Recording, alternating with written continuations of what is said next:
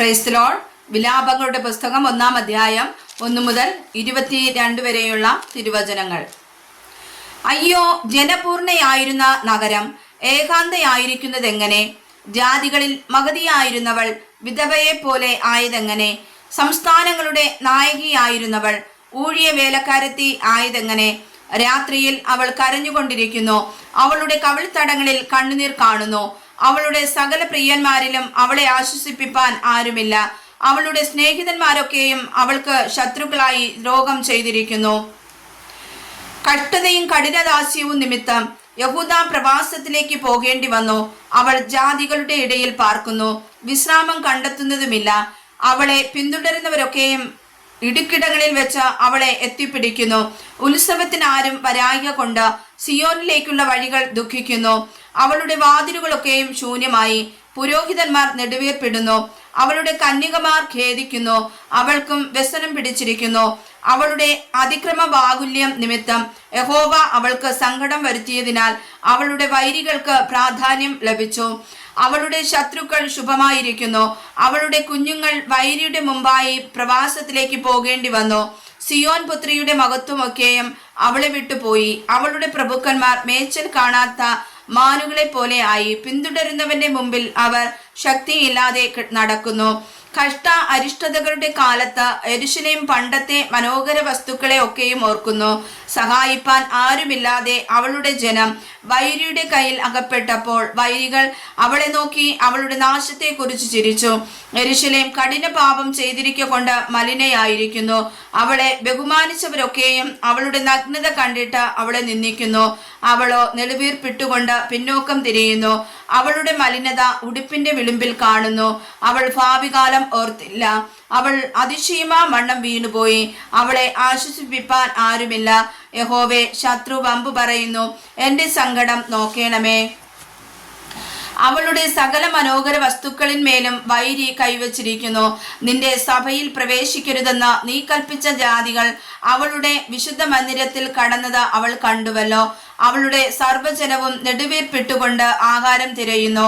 വിശപ്പടക്കുവാൻ ആഹാരത്തിനു വേണ്ടി അവർ തങ്ങളുടെ മനോഹര വസ്തുക്കളെ കൊടുത്തു കളയുന്നു. യഹോവേ, ഞാൻ നിന്ദിതയായിരിക്കുന്നത് കടാക്ഷിക്കണമേ. കടന്നു പോകുന്ന ഏവരുമായുള്ളോരെ, ഇത് നിങ്ങൾക്ക് ഏതുമില്ലയോ? യഹോവ തന്റെ ഉഗ്ര കോപ ദിവസത്തിൽ ദുഃഖിച്ചിരിക്കുന്ന എനിക്ക് അവൻ വരുത്തിയ വ്യസനം പോലെ ഒരു വ്യസനമുണ്ടോ എന്ന് നോക്കുവിൻ. ഉയരത്തിൽ നിന്ന് അവൻ എൻ്റെ അസ്ഥികളിൽ തീ അയച്ചിരിക്കുന്നു.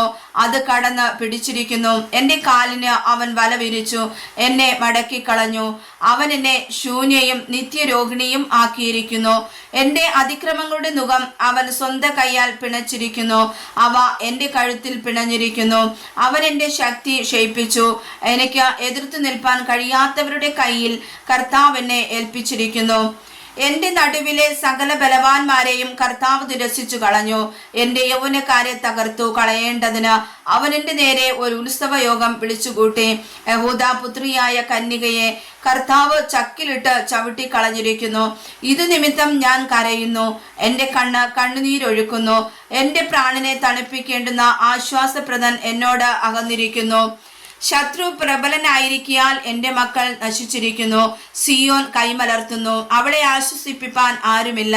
യഹോവ യാക്കോബിന് അവന്റെ ചുറ്റും വൈരികളെ കൽപ്പിച്ചാക്കിയിരിക്കുന്നു. യെരൂശലേം അവരുടെ ഇടയിൽ മലിനയായിരിക്കുന്നു.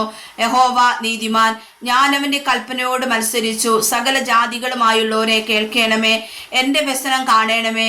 എൻ്റെ കന്യകമാരും യൗവനക്കാരും പ്രവാസത്തിലേക്ക് പോയിരിക്കുന്നു. ഞാൻ എൻ്റെ പ്രിയമാരെ വിളിച്ചു, അവരോ എന്നെ ചതിച്ചു. എൻ്റെ പുരോഹിതന്മാരും മൂപ്പന്മാരും വിശപ്പടക്കേണ്ടതിന് ആഹാരം തിരഞ്ഞു നടക്കുമ്പോൾ നഗരത്തിൽ വെച്ച് പ്രാണനെ വിട്ടു. യഹോവേ, നോക്കേണമേ, ഞാൻ വിഷമത്തിലായി. എൻ്റെ ഉള്ളം കലങ്ങിയിരിക്കുന്നു. ഞാൻ കഠിനമായി മത്സരിക്കൊണ്ട് എൻ്റെ ഹൃദയം എൻ്റെ ഉള്ളിൽ മറഞ്ഞിരിക്കുന്നു.